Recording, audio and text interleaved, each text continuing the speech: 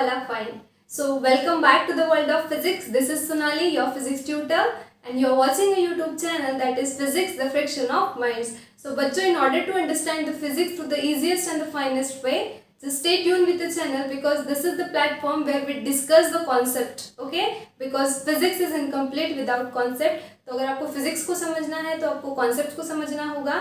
And if you want to understand the concept, just stay tuned with the channel and subscribe it so that you will be notified for all the recently uploaded videos. Okay, so bachcho, as we all know that from the last two classes we are discussing a second chapter, that is mathematical methods, and in that in particular we are discussing a vector analysis, which plays a very important mathematical tool to fight with your physics. Okay, so bachcho, last class में हमने vector operation देखा. उसमें हमने देखा कि अगर आपको दो वेक्टर्स मतलब आपके अगर दो वेक्टर सेम डायरेक्शन में है तो उनकी एडिशन होगी, तो वेक्टर अपोजिट डायरेक्शन में है तो उनकी सब्ट्रैक्शन होगी. बट अगर कंडीशन ऐसी है कि अगर आपके दो वेक्टर्स ना सेम डायरेक्शन में है ना अपोजिट डायरेक्शन में है, if the condition is like कि two vectors are directed differently, still if you want to add this two vectors, then we have seen one tool that we call as a triangle law of vector addition, जो हमने last class में देखा था. But story यहीं पे complete नहीं होती है. ट्रायंगल लॉ का एक और भाई है जिसका यूज करके आप दो वेक्टर्स को ऐड कर सकते हो, but the condition is if they are directed differently. Clear? और उसका नाम है, उस लॉ का नाम है law of parallelogram of vector. Okay, so triangle law and parallelogram law, both law are used for the addition of two vectors if they are not directed parallelly, not even anti-parallelly, if they are directed in different direction. Clear? So law है तो of course statement होगा. तो देखो statement क्या कहता है. अब फिर से बात वही है कि अगर मैं डायरेक्ट ये statement को डिक्टेट करूँ, ठीक है, तो ये सर के ऐसे ऊपर से चला जाएगा. तो मैं जो कह रही हूँ पहले वो समझ के लो, उसके बाद ये स्टेटमेंट आपको ऑटोमेटिकली समझ में आ जाएगा. ठीक है, तो इसकी जरूरत नहीं है, इसको हम मिटा देते हैं. क्या कहता है, कौन क्या कहता है? लॉ पैरेललोग्राम ऑफ वेक्टर्स देखो क्या कहता है. Suppose if you have a parallelogram like this OABC, okay, and suppose two vectors are here, so one vector is this, another vector is this. Let this vector be P bar and let this vector be Q bar, making certain angle theta with each other. Okay, if they are making a certain angle theta, that means ना ये parallel है ना ये anti parallel है, because parallel होंगे तो theta 0 होगा, anti parallel होंगे तो theta 180 डिग्री होगा. Clear? So if this is the case, okay, so can you see these two vectors, and if these two vectors represent same physical quantity, okay, because addition के लिए सबसे पहली property तो यही है कि जो दो वेक्टर्स को आपको ऐड करना है, it should represent same physical quantity. Okay, so suppose two vectors of same type representing same physical quantity, okay, which are represented in magnitude and direction by the two adjacent sides of a parallelogram. Can you see here? These are the two adjacent sides of a parallelogram. Clear? But the condition is both vectors should start from the same point. Can you see here? ये vector ऐसा गया, ये vector ऐसा, मतलब ये दोनों vectors के heads है और यहाँ पे दोनों वेक्टर्स के टेल कोइंसाइड हो रहा है. ये ट्रायंगल लॉ से ये रूल एग्जैक्टली ऑपोजिट है. ट्रायंगल लॉ में क्या होता था, एक अगर ये वेक्टर है आपका A बार, तो दूसरा वेक्टर ये ऐसा था B बार. मतलब जो दो वेक्टर्स आपको ऐड करने थे वो ऐसे थे, head of one was coinciding with the tail of other, but here the condition is जो दो वेक्टर्स आपको ऐड करने हैं, it should start from the same point, मतलब it should start from the same point, मतलब tails should be at the same point. दोनों के tales जो है वो सेम पॉइंट पे है O. Okay, if this is a condition, तो इन दोनों की एडिशन होने के बाद जो रिजल्टेंट आपको मिलेगा, let that resultant B denoted bye R. And of course, after adding two vectors, whatever resultant you will get, of course, it will be a vector, because you know that vector plus vector is equals to vector. Clear? So after adding, if all these conditions are getting satisfied, and if you add these two vectors, okay, अब यहाँ पे vectors में A bar B bar नहीं दिखा है, तो क्या दिखा है, P bar and Q bar. ठीक है? So you will get a resultant vector, and that resultant vector is given in magnitude and direction by the diagonal of parallelogram. And it should also start from the same point. मतलब अगर ये दो vector को आप add करते हो तो तीसरा आपको रिजल्टेंट वेक्टर मिलेगा, और ये रिजल्टेंट वेक्टर आपको कैसे ड्रॉ करना है, along diagonal of this parallelogram like this. Okay, तो ये जो रिजल्टेंट वेक्टर है आपका, ये कैसे डिनोट किया हमने, are bar. But the condition is that resultant vector should also start from the same point. इसका मतलब जो दो वेक्टर्स आपको ऐड करने हैं, वो दो वेक्टर्स का जो स्टार्टिंग पॉइंट है वो सेम है, दैट इज दोनों के टेल कोइंसाइडेड है. बट इनकी एडिशन होने के बाद जो ये रिजल्टेंट आपको मिल रहा है are bar, it is represented along diagonal of parallelogram, but it also starts from the same point. मतलब तीनों वेक्टर्स के जो टेल्स है वो सेम पॉइंट से स्टार्ट हो गए. क्लियर? तो ये डिफरेंस है ट्रायंगल लॉ और पैरेललोग्राम लॉ का, कि रूल्स जो है वो डिफरेंट डिफरेंट है. Clear? So now just take a screenshot of this so you can write the statement and then we'll see the proof. okay, तो देखो एक बार फिर से टेक कर रही हूँ. Parallelogram law of vector addition states that if two vectors of same type representing same physical quantity are given in magnitude and direction by two adjacent sides, नहीं तो एक साइड ये लेके दूसरी साइड ये नहीं ले सकते आप, two adjacent sides of a parallelogram such that they are starting from the same point, that means their tails at the same point, then their resultant is also represented in magnitude and direction by this diagonal of parallelogram, and that resultant also starts from the same point as that these two vectors. Clear? So this is the statement. अब हमें क्या करना है वो देखो. ये जो आपका रिजल्टेंट वेक्टर है आर बार, वेक्टर है मतलब इसे क्या क्या है, इसे मैग्नीट्यूड भी है और इसे डायरेक्शन भी है. ठीक है, तो थोड़ा सा मैथ्स यूज करके, चैप्टर का नाम ही मैथमेटिकल मेथड्स है, थोड़ा सा मैथ्स थोड़ा सा ट्रिगोनोमेट्री यूज करके हमें क्या करना है, इस रिजल्टेंट वेक्टर आर बार का मैग्नीट्यूड और डायरेक्शन फाइंड आउट करना है. क्लियर? सो मैग्नीट्यूड निकालना है मतलब आपको सिंपली आर की वैल्यू निकालना है, बिकॉज आपको पता है कि अगर आपका वेक्टर आर बार है तो उसका मैग्नीट्यूड हम कैसे लिखते हैं, सिंपली आर, या फिर उसे मॉड में क्लोज करते हैं. और उसकी डायरेक्शन भी आपको निकालना है, मतलब आपको क्या निकालना है, एंगल. ठीक है, एंगल एंड ऑल ये सब कुछ आपको स्टेप वाइज समझेगा यहाँ पे. So now let's see how to determine the value of magnitude and direction of this resultant vector R bar. Clear बच्चों? पहले हम मैग्नीट्यूड निकालते हैं रिजल्टेंट वेक्टर आर बार का. मैग्नीट्यूड हम आर से डिनोट करते हैं, तो पहले हम आर की वैल्यू निकालेंगे और फिर हम इस रिजल्टेंट वेक्टर की डायरेक्शन निकालेंगे. ठीक है, so for that case you have to do a simple adjustment in this diagram. ये जो है, ये पॉइंट जो आपका था ये था ए, तो आपको इस ओ ए को एक्सटेंड करना है इस तरह से. अब जो एडजस्टमेंट हम कर रहे हैं वो हम डॉटेड लाइन से रिप्रेजेंट करते हैं. You have to extend this O A up to this point D, and then point C से क्या करो, इस पे परपेंडिकुलर ड्रॉप करो. ठीक है, तो यहाँ पे आप देख सकते हो ये एंगल हो गया 90 डिग्री. ठीक है, और let this angle be theta. Clear? So ये सिंपल सी एडजस्टमेंट हमें डायग्राम में करनी है. नाउ सी, अब सिंपल सा मैथ्स है. अभी जो बताया था लॉ एंड ऑल वो फिजिक्स था. अब आपको मैग्नीट्यूड या डायरेक्शन निकालने के लिए सिंपल मैथमेटिकल टूल्स का यूज करना है. देखो, ठीक है, अगर मैं कहूँ in triangle O D C, ठीक है, सो ये राइट एंगल ट्रायंगल है आपका, कौन सा, triangle O C D.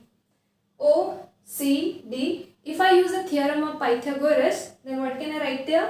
I can write here OC square equals to क्या हो जाएगा, ये complete OD square plus ये DC square. So I can write it as OD square plus DC square, and this is by using the theorem of Pythagoras because your triangle ODC is right angle triangle. Clear? So OC square equals to, अब ये OD को, ये complete OD जो है आपका, इसे आप OA plus AD लिख सकते हो. So this will be equals to OA plus AD. Clear? So I will replace this OD square by OA plus AD का होल स्क्वायर, और ये है आपका DC स्क्वायर. ठीक है, so OC square equals to, now this is A plus B whole square. So just do the expansion. क्या मिलेगा आपको, OA square plus 2OA AD plus AD square, और ये plus DC square. Late this be equation number 1. Clear? Simple maths है. अब देखो, अब हम दूसरा ट्रायंगल कंसीडर करते हैं. इन ट्राइंगल, ये वाला, ये राइट एंगल ट्राइंगल लेते हैं A D C. Okay, so now consider the right angle triangle A D C. फिर से आप यहाँ पे थ्योरम ऑफ पाइथागोरस लगा सकते हो. तो यहाँ पे हाइपोटेनियस है आपकी A C square. So I can write A C square as A D square plus D C square. So this can be written as A D square plus D C square. Give it equation number 2. Now you observe the equation number 1 and equation number 2. यहाँ पे ये term आपको दिख रही है A D square plus D C square. So यहाँ पे आप देख सकते हो A D square plus D C square की वैल्यू कितनी है हमारे पास, ए सी स्क्वायर. सो यहाँ पे हम ए सी स्क्वायर सब्सटीट्यूट कर सकते हैं. So equation 1 imply O C square equals to कितना हो जाएगा, O A square as it is, this term as it is, O A into A D plus इसकी वैल्यू कितनी पुट कर सकते हैं हम, A C square. So this is by equation 2. Reason you have to mention there. Clear. So अब देखो, now from figure इसे next equation number दे दो आप. Late this be equation number 3 and tell me from figure O A की value कितनी है, ओ A की वैल्यू कितनी है पी बार. या फिर यहां से स्टार्ट करो आप ओ सी. ओ सी कहाँ है आपका, ये है आपका ओ सी. ओ सी की वैल्यू कितनी है आर. ओ सी बार अगर मैं बोलूँ तो ओ सी बार की वैल्यू आर बार होगी, बट ये ओ सी सिंपली मैग्नीट्यूड रिप्रेजेंट कर रहा है. मीन्स आई कैन राइट ओ सी. यहाँ पे ये कलरफुल से लिखते हैं सो दैट सब्सटीट्यूशन आपको ध्यान में रहे. ओ सी की वैल्यू कितनी है आर. तो ओ सी की वैल्यू आर हो गई. बाद में ओ ए. ओ ए की वैल्यू कितनी है पी. ओ ए बार की वैल्यू पी बार है. ओ ए की वैल्यू कितनी हो जाएगी पी. सो ओ ए की वैल्यू कितनी है पी. ठीक है. उसके बाद कौन सी टर्म है, ओ ए हो गया. ए डी, ए डी कितना है हमें नहीं पता. उसके बाद ए सी, ए सी कितना होगा. अगर ये वेक्टर क्यू बार है तो ये दोनों साइड्स जो है वो पैरेलल है. So if this is Q bar तो ये भी क्या हो जाएगा क्यू बार. सो ए सी बार की वैल्यू क्यू बार है, मतलब ए सी की वैल्यू कितनी है, the value of A C is Q. तो इस तरह से हमें ओ सी, ओ ए और ए सी की वैल्यू मिल गई जो हम इक्वेशन 3 में सब्सटीट्यूट कर सकते हैं. बट स्टिल हमें ए डी की वैल्यू नहीं पता. ठीक है. तो थोड़ा सा इधर साइड में आओ, हमें ट्रिगोनोमेट्री यूज करना है. तो देखो, if I say in triangle A D C, I have taken this triangle A D C. If I write the value of cos theta, तो आपको पता है कॉस थीटा का फॉर्मूला क्या होता है according to trigonometry, adjacent upon hypotenuse. So now tell me for this angle A D C what will be the adjacent. ये angle theta के लिए हो जाएगी एडजेसेंट साइड, कितनी है ये ए डी, अपॉन हाइपोटेनियस कितनी है ए सी. मतलब कॉस थीटा की वैल्यू आपको मिल रही है ए डी अपॉन ए सी. तो आपको वैल्यू क्या की चाहिए ए डी की. तो ए डी की वैल्यू बताओ कितनी हो जाएगी. ए डी की वैल्यू हो जाएगी A C cos of theta. Clear.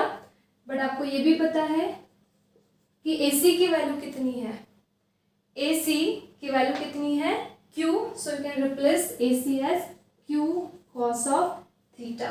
Clear.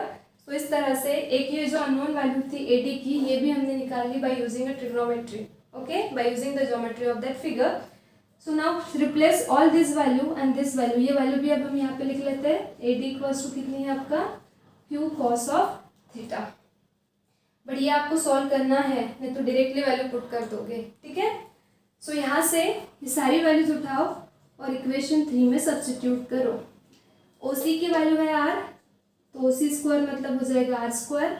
O A की वैल्यू कितनी है पी, मतलब ये हो जाएगा P square plus 2 times of O A की वैल्यू कितनी है पी. ए डी की वैल्यू कितनी है Q cos of theta plus A C की वैल्यू कितनी है, ए सी की वैल्यू है क्यू, मतलब क्यू हो जाएगा क्यू स्क्वायर. ठीक है. तो हमारा एम क्या था, हमें रिजल्टेंट वेक्टर का मैग्नीट्यूड निकालना है, मतलब हमें कैपिटल आर निकालना है. तो हमें आर स्क्वायर मिल गया. ठीक है. स्क्वायर को अगर हम इधर भेज दे तो हमें क्या मिल जाएगा, आर की वैल्यू मिल जाएगी.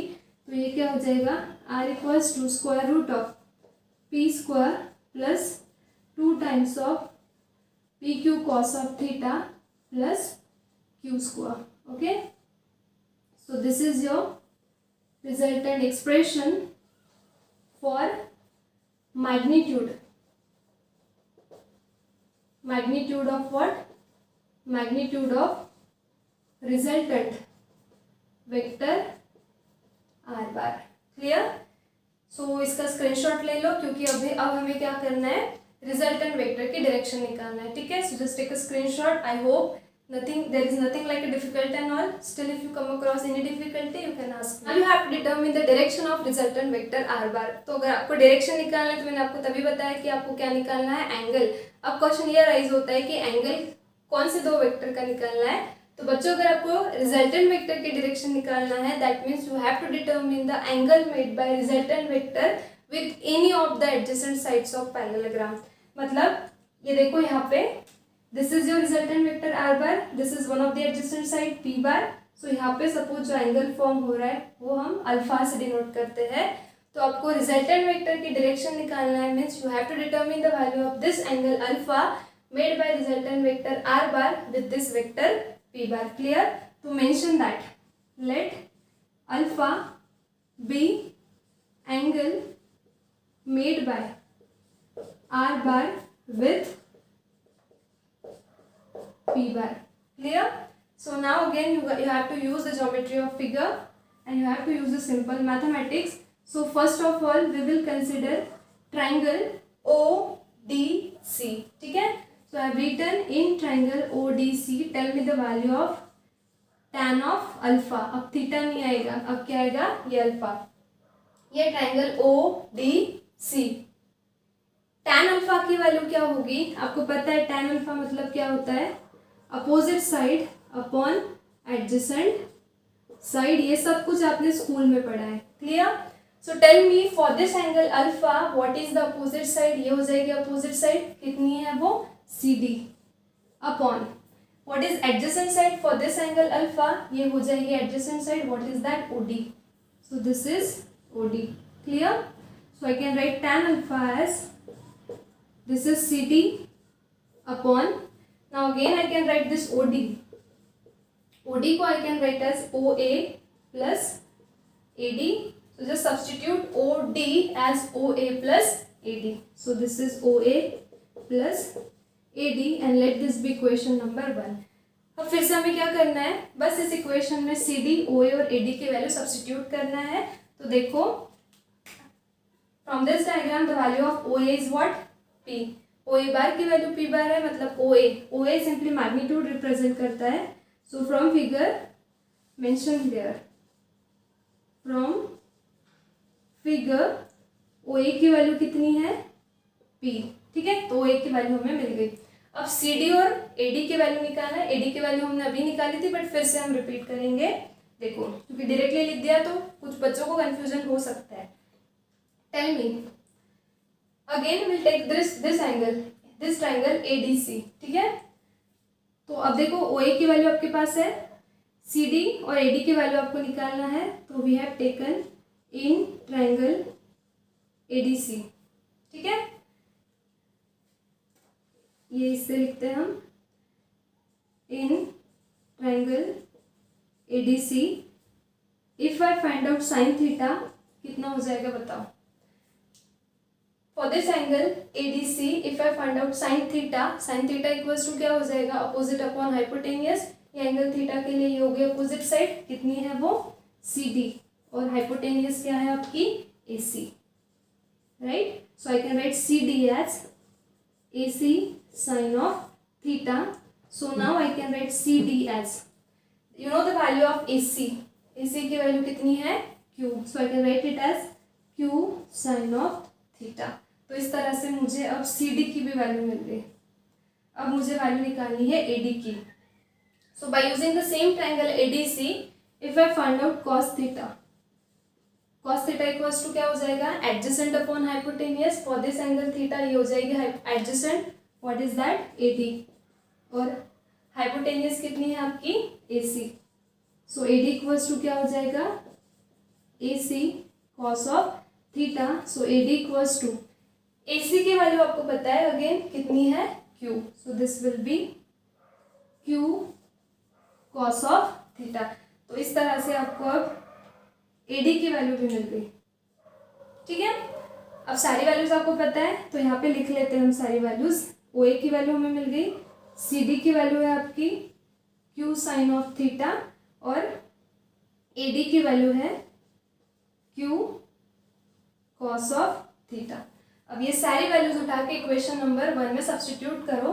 सो इक्वेशन 1 इम्प्लाई क्या हो जाएगा बताओ? CD की value tan alpha equals to, what is the value of CD? The value of CD is Q sin of theta. So this is Q sin of theta upon the value of OA is P. So this is P plus the value of AD is Q cos of theta. So this is Q cos of theta. tan alpha मिल गया, but हमें क्या निकालना है? Angle निकालना है alpha made by this with this vector. So alpha क्या हो जाएगा? tan inverse of Q sin of theta upon P plus Q cos of theta. So this is your resultant angle alpha, okay, made by resultant vector r bar with this vector p bar. So this gives you the direction. ये क्या देगा आपको? Direction of resultant vector r bar. Clear? Similarly देखो, alpha resultant vector ने P बार के साथ जो angle बनाया वो था, बट आप सिमिलरली यहाँ पे रिजल्टेंट वेक्टर अगर क्यू बार के साथ एंगल बनाती है, so let that angle be denoted by beta. Okay, तो similarly if will follow the same steps and if you determine the beta, then beta will come out to be tan inverse of, I am directly writing a formula, no need to do this, but you can do this just for the sake of proof. Okay, I am directly writing, ये सारे steps same आपको follow करना है। ठीक है, तो beta अगर आप निकालोगे तो बीटा आता है, सिर्फ आपको क्या करना है, मैं ट्रिक बता रही हूँ आपको, Q को P से रिप्लेस करना है, P को Q से रिप्लेस करना है। तो यहाँ पे Q साइन थीटा है तो यहाँ पे आ जाएगा P साइन थीटा।